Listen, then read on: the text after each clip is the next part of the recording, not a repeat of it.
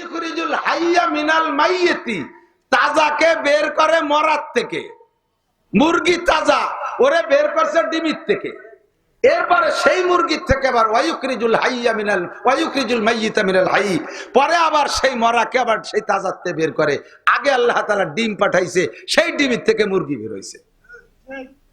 আমাদেরও জিন্দেগি দেখলে খুঁজে পাবেন আমরা 100 বছর আগে ছিলাম না, তাহলে আমরা মরা কোথায় ছিলাম? মাটির মধ্যে, শাকের মধ্যে, কদুর মধ্যে, ডিমির ভিতরে, মাছের ভিতরে, মাটির মধ্যে, পেঁয়াজের ভিতরে, রসুনের মধ্যে, আলুর মধ্যে, কুশির ভিতরে, সব মরা। এই মরার মধ্যে ছিলাম। আল্লাহ দিয়ে খলাকাল মাউতা, আল্লাহ তাআলা মরা বানাইছে আগে, তারপরে বানাইছে আল হায়াতা, আমাদেরকে জীবিত বানাইছে। দুনিয়ার জিন্দেগিটাই আল্লাহ তাআলা তৈরি করেছে মরার জন্য। থাকতে কেউ পারবে না, কেউ পারবে না। হযরত মুসা নবী আলাইহিস সালাতু সালামের গল্প মাঝে মাঝে বলি। হযরত মুসা নবী আলাইহিস সালামের কাছে একবার আজরাইল আলাইহিস সালাম আইছে মানুষের রূপ ধারণ করে। পরিচয় দেই নেই যে আমি আজরাইল। আইসে সামনে বইছে, বসে কয় যে জিতু কালিয়ান আখুযা রুহাক, মুসা রেডিয়ান, আমি আপনার জান নিতে আইছি। চতুর্দিক দিয়ে শত্রুতে ভরা, এর মধ্যে যদি শত্রু একজন আইসে কয় জান নিতে আইছি। মুসা আলাইহিস সালাম যে মিজাজি মানুষ, ফিরাউনের বাবরসিরে একটা চর দিয়েছে, জায়গায় মরে গেছে। আর এই লোক এসে সামনে কয় তোমার জান নিতে আইছি, ফাজারাবা আলা আইনিহি, সাথে সাথে বক্সিন মারি দিয়েছে ওই লোকের চোখ জ্বলাইয়া। চোখ কানাই হয়ে গেছে, বুখারী শরীফের হাদিস। চোখ কানা হয়ে গেছে, এক চোখ কানা হয়ে গেছে। আর জান তো নেওয়া দূরের কথা, নিজের চোখ নিয়ে উনি সারি চলে গেছে।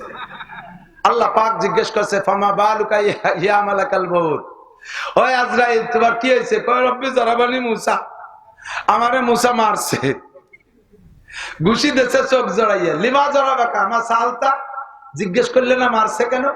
আল্লাহ একবার কইছি তাই এক ঘুষি, ফিরে যদি কইতেন তাহলে আর এক চোখ কানা হারিয়ে ফেলতো। ও লোক বড় মিজাজি মানুষ।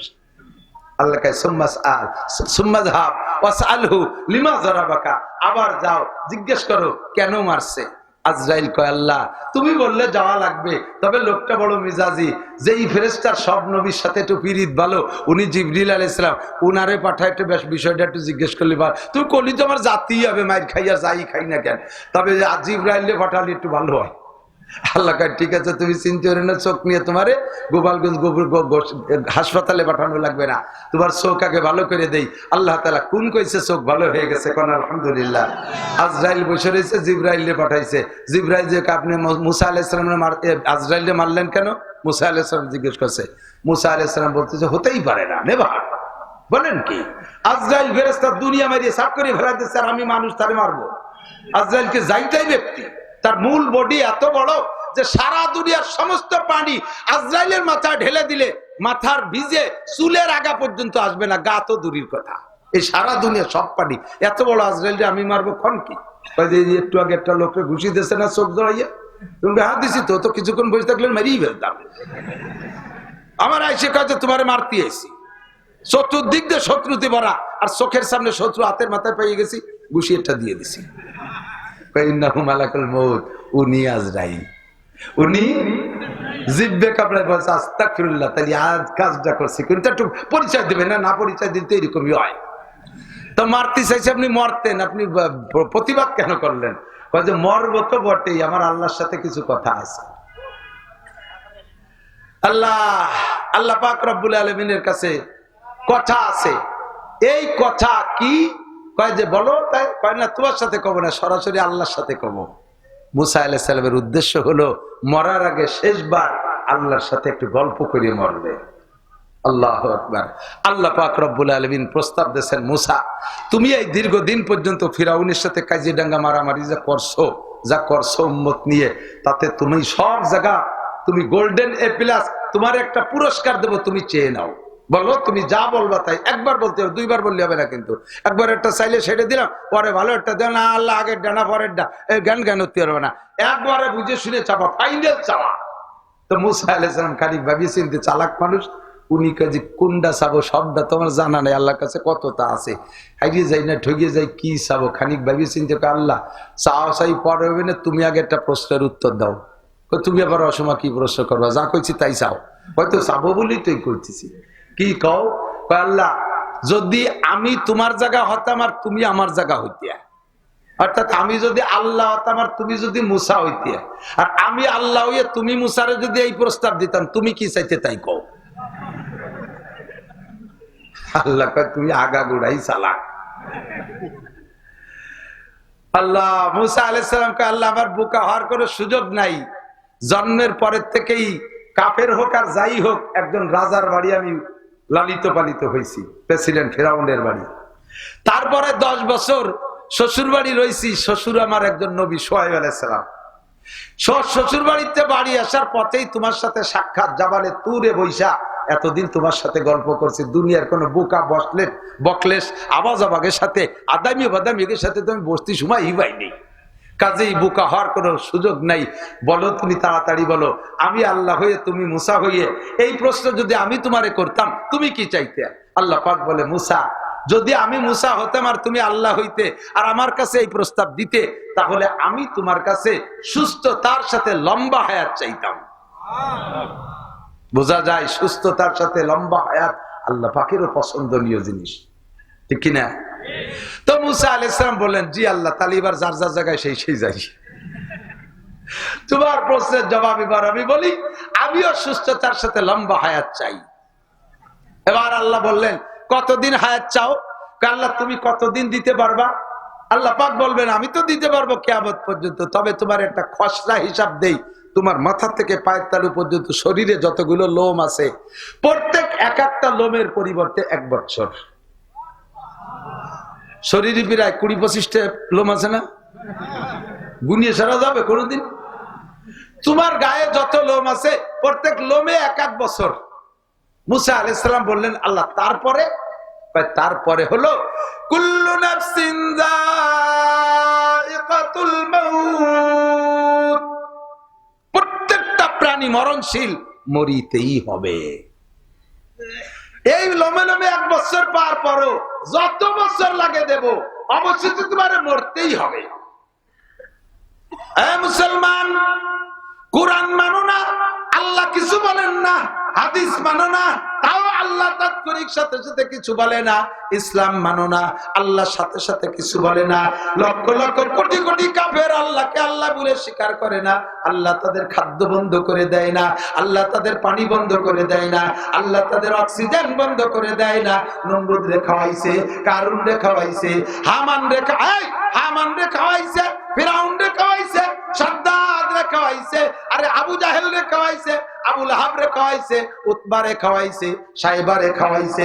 দুনিয়ার হিন্দু বুদ্ধ খ্রিস্টান সকলরে আল্লাহ খাওয়াইয়া যাইতেছে। কথা বলেন ঠিক না? আল্লাহু আকবার। আল্লাহ কয় আমারে তারা অস্বীকার করে, তবুও তাদের খাদ্য পানি আমি বন্ধ করি না। আমার সিজদা দিস না, আমি কিছুই বলি না। আমি আল্লাহ পাক রব্বুল আলামিন তাৎক্ষণিকভাবে তোরে কোনো বিচার করি না। ওরে সব কিছু অস্বীকার কর। জান্নাত মানিস না, জাহান্নাম মানিস না, পুলসিরাত মানিস না, হাসর মানিস না, কিয়ামত মানিস না, মিজান মানিস না, জাহান্নামের শাস্তি মানিস না, জান্নাতের নিয়ামত মানিস না, ফেরেশতা মানিস না, কবর আযাব মানিস না, কবরের শান্তি মানিস না, না মানিস কিছু আসে যায় না। তবে এমনকি আমি আল্লাহকেও মানিস না, তাও আমি কিছু বলি না। তবে একটা জিনিসকে না মানে পারবি না, একটা বিষয় অস্বীকার করতে পারবি না, সেটা হলো কুল্লু নাফসিন যায়িকাতুল মাউত, প্রত্যেক প্রাণী মরতেই, কতক্ষণ মরতেই থাকবেন। কেউ বেঁচে আজকে ফজর পর্যন্ত বেঁচে থাকবেন কেউ গ্যারান্টি আছে? একজন খালি বেয়াদবি করে বলে ফেলেন, হ্যাঁ আমাকে বাড়ির সামনে র্যাব আছে, পুলিশ আছে, আমরা 4 ভাই আর্মি, আমাকে বাড়ি অস্ত্র আছে, আজরাইল আসতে দেবো না, গুলিয়ে সবাই ভেলাই দেবো, আমি ফজর পর্যন্ত বেঁচে থাকবো। আল্লাহ কয় খালি ক, তোরে বাড়িও যাচ্ছে, তোরে মারবো এই মাঠে বেলাইয়া। আর যা কও না কও, এই জায়গা মোটে মাতুব বাড়ি চলে না, ঠিক না? চোখের সামনে দেখলাম পাগলা জুয়ন ধস করে পড়ে শেষ হয়ে গেল। ডিসি নাসিম সাহেব, আমি দেখছি ফেসবুকে, উনি আমার ফুফা হইতো, আমার চাইতে আধা হাত উঁচু হবে, টিয়নো কালের থেকে এরকম লম্বা দাড়ি, বড় আমলি মানুষ, এত বড় মুখলেস মানুষ টিয়নো ডিসি আমি দেখি নেই। অনেকেই ভালো আছে, তা আমি যাদেরকে চিনি তার ভিতরে ওনাকে অন্যতম পাইছি। উনি তখন সাতক্ষীরের শ্যামনগর উপজেলার থানার টিয়নো। আমি ওই শ্যামনগরে মাহফিলে গেছি, তো পরিচয় হয়েছে, জানছে যে আমি দেশের মানুষ, আমারে দাওয়াত দিছে। হুজুরে যে বলে, আমি এবার সুন্দরবন দেখতে গেছি, হুজুরে বলে এসে আগামীকাল তো হুজুর থাকবে আমার উপজেলা মসজিদে, টিয়নো মসজিদে নামাজ পড়বে, হুজুরকে আমার নামাজের দাওয়াত, আর আমার বাসায় খানা। আমি গেছি, খানা খাইছি, নামাজ পড়ছি, তারপরে খানা খাইতে ওনার বাসায় ঢুকছি, আজীব হয়ে গেছি। এই যে এই সিঙ্গেল যে চকি আছে না, বাংলা চকি, ওর উপরে খেজুরির বাটি বিছেলু, তার উপরে একখান খেতা বিছাইয়া আমরা তিনজন গেছি খাতি দেশে। রুমের ভিতরে আগে ওই যে বেতির চেয়ার, রড দিয়ে বডি বানাইয়া বেতি দিয়ে চেয়ার বানাতে মনে আছে, এরির কয়খান বেতি ছিঁড়া চেয়ার, ঘরের ভিতরে সব ওই সাইজের মাল। আমারই লজ্জা হচ্ছে যে আমার জামাই ফুফো টিওনকে বাসা থাকে, প্রধানমন্ত্রীর বাসার চাইতে ডকছকের, ইয়ে কি? আমি কইলাম যে জামাই কিরম যেন কি যে কব আমি দিশে পাচ্ছি না। জামাই কয় বুঝছি তুমি কি কবা। বাবা সরকারি যা বেতন পাই, ছেলে মেয়ের পড়ালেখার পরে আমার আসবাব কেনার কোনো পয়সা থাকে না। ভাত খাইলাম বাসমতি আর চিকুন চাইল না, আমার গোপালগঞ্জের লক্ষ্মী দিকে ধানের চাইল। বাড়ির থেকে আব্বা প্রত্যেক মাসে আমার জন্য ক্ষেতের জমি, ক্ষেতের দেশি ধানের চাউল পাঠায় দেয়। ওই চাউল না হইলে আমার প্রত্যেক মাসে কর্জ করা লাগে। আমি একটি পয়সা ডানি বামে খাইতে পারি না, সরকারি বেতনে আমার সংসার চলে না, বাড়ির থেকে চাইল করে নিয়ে খাই। আল্লাহর বান্দা ধমাধম করে প্রমোশনের ডিসি হয়ে গেছে। দেখতেছিলাম অফিসে, বছর 3-4-5 আগে হবে, যারা ফেসবুক দেখেছেন সেই সময় তারা জানেন। অফিসে গেছে, ফোন করতেছে, টেবিলের উপরে খাতা রাখতে যাচ্ছে, ফাইলটা কানে, ফোন টেবিলের উপরে খাতাটা ফাইলটা রাখছে, হঠাৎ করে ফোন অবস্থায় চিতেও পড়ে গেছে, মুখে পানি দেওয়ার সময় হয় নাই, একটা সেকেন্ড সময় দেয় নাই। আমার বিশ্বাস লোকটা ইমানদার নামাজি, কলেমা পড়া, হয়তো কলেমাটা খড়ি ফেলাইছে, ভাব খারাপ বুঝা, বুঝতেও সুযোগ দেয় নাই। আমাল হায়াতুদ দুনিয়া ইল্লা কালিল। ও যুবক, পাগলামি করিস না, যুবক মাস্তানি করিস না, টিকতে পারবি না, যে কোনো সময় আল্লাহ তাআলা ফেলাই দেবে। চোখের সামনে হাজার হাজার যুবক চলে গেছে, তোমরা বেঁচে আছো, শুকর আদায় করো। আমাল হায়াতুদ দুনিয়া ইল্লা কালিল। এই দুনিয়ার জিন্দেগি একেবারে সামান্য। যদি হায়াত পাইতে চান, ওয়া ইন্নাদ দারাল আখিরাতা লাহিয়াল হায়াওয়ান, হায়াত যদি নিতে চান আর বুঝতে চান, সেটা হলো আখিরাতের হায়াত, হলো অরিজিনাল হায়াত। তার কোনো শেষ নাই, মরার পরে শুরু হবে তো পরকালে আর শেষ নাই, শেষ নাই তো শেষ নাই, শেষ নাই তো শেষ নাই, কতদিন শেষ নাই। আমার দিক তাকান, এক ওয়াক্ত নামাজ ছুটে গেলে, এক ওয়াক্ত নামাজ যদি আপনি না পড়েন, ছেড়ে দেন, তাহলে এক ওয়াক্ত নামাজের বিনিময়ে 80 হুকবা জাহান্নাম। একটা মানুষও ভয় পেল না। এক ওয়াক্ত নামাজ না পড়লে 80 হুকবা জাহান্নাম। কত? হুজুর 80 হুকবাই তো বুঝি না, তাতে কয়দিন হয়? কাজেই নাউজুবিল্লাহ করতে ভয় পাওয়ার সুযোগ পাই নাই। 80 হুকবা মানে, এক হুকবা সমান সমান 2,88,00,000 বছর।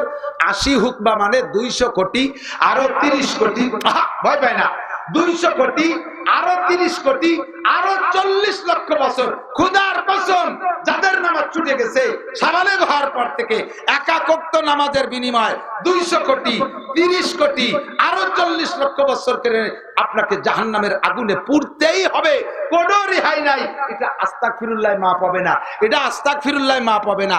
আস্তাগফিরুল্লাহ মাফ হয় জেনার গুনাহ, আস্তাগফিরুল্লাহ মাফ হয় মদের গুনাহ, আস্তাগফিরুল্লাহ মাফ হয় মিথ্যে কথার গুনাহ, আস্তাগফিরুল্লাহ মাফ হয় চুরি করার গুনাহ, আস্তাগফিরুল্লাহ মাফ হয় গান গাওয়ার গুনাহ, আস্তাগফিরুল্লাহ মাফ হয় ফেসবুক দেখার গুনাহ, আস্তাগফিরুল্লাহ মাফ হয় সিগারেট মদ গাঁজা ইয়াবা খাওয়ার গুনাহ, আস্তাগফিরুল্লাহ মাফ হয় এই জাতীয় গুনাহ। আস্তাগফিরুল্লাহ নামাজ মাফ হবে না, আস্তাগফিরুল্লাহ রোজা মাফ হবে না, আস্তাগফিরুল্লাহ হজ মাফ হবে না, আস্তাগফিরুল্লাহ যাকাত মাফ হবে না। এগুলো পরিশোধ করতে হবে। কষ্ট হচ্ছে? অপ্রয়োজনীয় কিছু বলতেছি, একটু ভালো করে বুঝে নেন। এই সুখবর, নামাজ না পড়লে একটা গুনাহও হয় না। কথা বলেন, নামাজ না পড়লে কি হয় না? সাহস পাচ্ছে না কি হুজুর মিথ্যে কথা বলেন? একেবারে বুঝাই দেব, একটা গুনাহ হয় না। নামাজ না পড়লে একটা গুনাহ হয় না, রোজা না রাখলে একটা গুনাহ হয় না, হজ না করলে একটা গুনাহ হয় না, যাকাত না দিলে একটা গুনাহ হয় না। তাই হয় কি? তাই তো পাইছে গেলাম। এমনি দেয় না, আর আপনি যা ছাড়িয়ে দিচ্ছে না, তাই তো হয়ে গেছে কাম। কি হয়? গুনাহ যদি হইতো, বোঝে না, যদি গুনাহ হইতো তাহলে নামাজ না পড়িয়ে 70 বছর নামাজ না পড়ে মরার আগে আস্তাগফিরুল্লাহ কই বেস্তে চলে যেতে পারতেন। তাহলে একটা লোক 70 বছর নামাজ না পড়ে আস্তাগফিরুল্লাহ পড়ে বেস্তে চলে গেল, আর আমি তো 70 বছর খাটি পিটে কি এলাম? বুঝেন, নামাজ না পড়লে গুনাহ হয় না, তবে হয় কি? একাকত্ব নামাজের জন্য নির্দিষ্ট পরিমাণের জাহান্নাম বরাদ্দ আছে, ওইটা খাটতে হবে, একটা গুনাহ হবে না। একাকত্ব নামাজের জন্য 230 কোটি 40 লক্ষ বছর জাহান্নাম, এইটি আপনি আস্তাগফিরুল্লাহ করে ক্ষমা পাবেন না। তওবা করে কাম হবে না, তওবার দ্বারা অন্য গুনাহ মাফ হবে, তওবার দ্বারা নামাজ মাফ হবে না, তওবার দ্বারা রোজা মাফ হবে না, এটা পরিশোধ করতে হবে। বুঝার জন্য আমি একটু কথা বলি, এদিক তাকান, ভালোই বুঝতে পারতেছেন না। একজন আমি একটা বাস্তব বাকিয়া বলি। আমাদের এলাকায় এক লোক দরবেশ সাহেব, ভালো ভালো আমলি মানুষ, ওই লোকটা তবলিগে তশকিল হইয়া 3 চিল্লায় চলে গেছে। তো 3 চিল্লায় যাওয়ার আগে এক ডাক্তারের কাছ থেকে 300 টাকার ওষুধ খাইছে। আজ দেয় কাল দেয়, 3 বছর সেই ওষুধের টাকা দেই নেই, না দেওয়ার ভিতর যে ওই লোক তবলিগি 3 চিল্লায় চলে গেছে। এখন তবলিগি 3 চিল্লায় যাইয়ে তো শুনছে মেলাটা, তার ভিতরে শুনছে যে না, আল্লাহর হকে যত গুনাহ আছে সেগুলো আস্তাগফিরুল্লাহ মাফ হয়, কিন্তু মানুষের হক যদি কেউ মারিয়ে খাও তাহলে এটা আস্তাগফিরুল্লাহ মাফ হবে না, এটা আল্লাহ মাফ করতে পারবে না, যারটা তাকেই মাফ করতে হবে। হয় তারে ফেরত দিবা, নইলে তাকে ক্ষমা চেয়ে দিবা। এই বয়তে বয়তে তবলিগ সেরে আইসা এবার উনি ডাক্তার সাহেবের কাছে যে বলতেছে, খুব আগে মানে তবলিগে গেলে তো জবান খোলে, অজসিয়ে ফেলাইছে, কায়দা বায়দারে বলতেছে, ডাক্তার সাহেব তবলিগে 3 চিল্লায় গেছিলাম, অনেক কিছু শুনছি শিখছি, তো সেখান থেকে এখন পরাণে ভয় হয়েছে, কাজে আমি এখন ঘুরে ঘুরে গ্রাম বেরিয়ে সমাধান করার জন্য নামছি। তো আজকে প্রথম আইছে আপনার কাছে, আমি আপনার কাছে যা পাবো টাকা পয়সা সব মাফ করে দিলাম। আর আপনি আমার জীবনে কথা দিয়ে যত কষ্ট দিয়েছেন সব মাফ করে দেন। মানে উনি আগে ঢালিয়ে দিয়েছে, তাহলে ডাক্তার সাহেব ঢালিয়ে দিবে না, এই জন্য উনার টুকুনি ঢালিয়ে দিয়েছে। এবার বলতেছে, ভুল করবে যদি করে সময় আমিও আপনার কাছে কোন জায়গায় দিনা থাকি, তাও আপনি মাফ করে দেন, সমান সমান হয়ে যাক, দুইজন ফ্রেশ ভাবে আখিরাতের দিকে যেতে পারি। ডাক্তার সাহেব কয়, সব মাফ করে দিলাম, ওষুধের টাহা 300 ভেলাও। ঔষধির মাফ চালাম কি, মাফ চাইলে হলো 3 বছর আগে দেওয়ার কথা ছিল, পরে আর 3 চিল্লে, এই এতদিন ঘুরাইছো, তোমার এই মাফ চাতে সে গুল্লির গুনাহ মাফ করে দিলাম, টাকা ফেলাও।